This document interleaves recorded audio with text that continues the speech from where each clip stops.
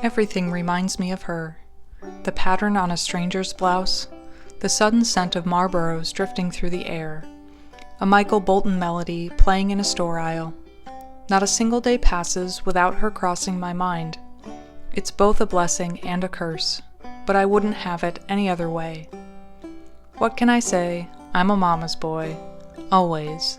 No matter how long she's been gone. As I sit here, the 18th anniversary of her death is less than a week away. I was 18 when she passed. Soon, I will have spent more time on this earth without a mom than with one. Yet, it feels like just yesterday I was sitting between her legs as she scratched my back. Just yesterday that she held me close while I cried over a boy who ghosted me. Just yesterday that I watched her take her last breath, only hours after the Friends season finale aired.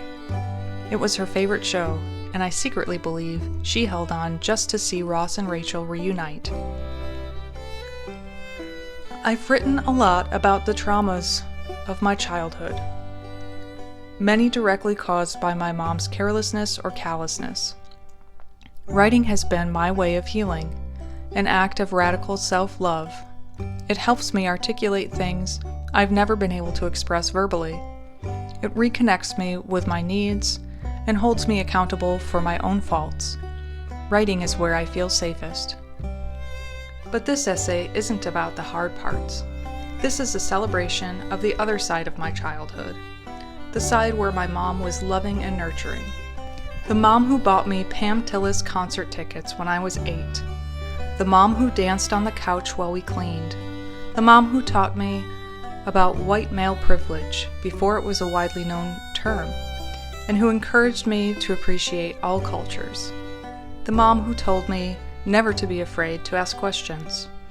The mom who chose my well-being over quick fixes, refusing to let me take acne medication linked to high teen suicide rates. The mom who told me how handsome and talented I was.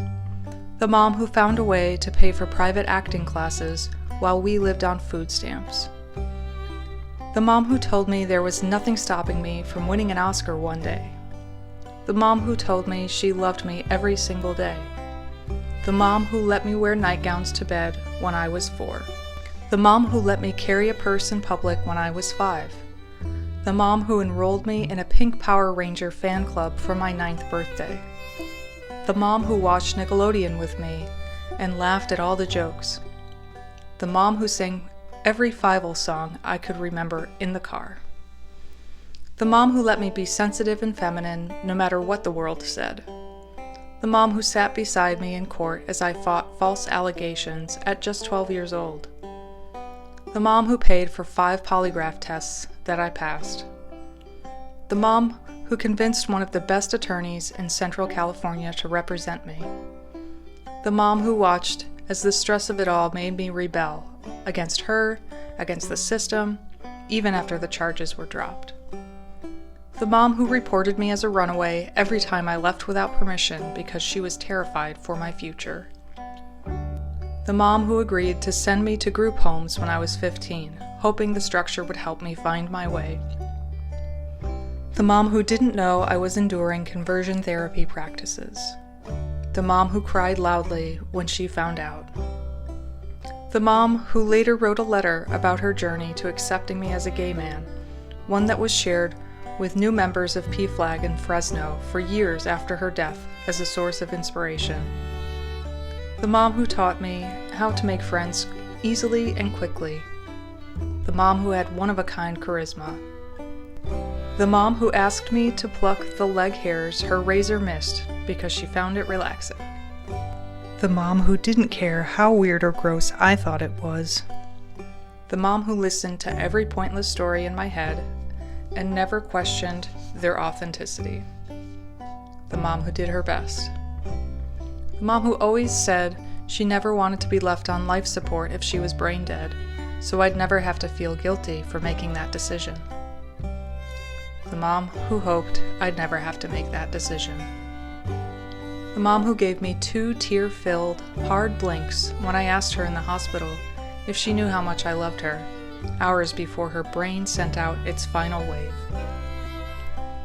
The mom whose final days were spent surrounded by the dozens of lives she had touched. Her dentures now sit on top of the wooden urn that once held her ashes, because she would think that's funny. A lock of her hair sits beside them in a little baggie a nurse gave me. She'd laugh knowing I keep a lock of our dog Ladybird's hair, who passed just 2 weeks after she did, inside a keychain condom holder. She'd pee herself knowing I keep keepsakes in her urn and often joke about something being inside my mom. She wasn't perfect. Parenting doesn't come with a handbook. Being human is hard enough without an annoying child beside you at all times. No matter what unresolved experiences I'm still working through, I love her with all my heart. I miss her beyond words. And I envy those who take their moms for granted. My world changed forever in an instant, and there's a hole in my soul that will never be filled. My mom would be proud of me. She always was. Even in my darkest days, she boasted about me. I was her only child. And the man I am today, she would know she did something right. She never wanted me to settle for success. She wanted me to be happy. And while I work at a bowling alley to pay my bills, the fact that I successfully collaborated with my hero, Pam Tillis, on a personal art project for charity, that would send her through the roof. She'd be my biggest fan. My Aunt Shelley bought me a necklace molded from my mom's thumbprint. It's 24 karat gold, and you can see every single groove. Whenever I need to feel close to her, I fasten it around my neck, press my thumb over it, and hold my hand to my chest. It makes me feel like a little boy again, like I'm holding her hand when I'm scared. It's all I've had for the last 18 years. It's all I'll have for the next 18. And it will always comfort me. Recently, I visited her resting place at Shaver Lake, where Captain Marvel was filmed. I tell people my mom played the part of all the water just because I know it would tickle her. I wore my necklace as I stepped into the same spot where I scattered her ashes. I swirled around like a child, stirring up sediment. The sun hit the minerals in the water, making them sparkle like gold. I pressed my thumb to the necklace and told my mom I forgave her for everything unresolved between us, that I was healing through my writing, and that I loved her endlessly. As I stepped out of the water and looked back at the lake, the hundreds of sparkles in the rippling waves told me she heard every word.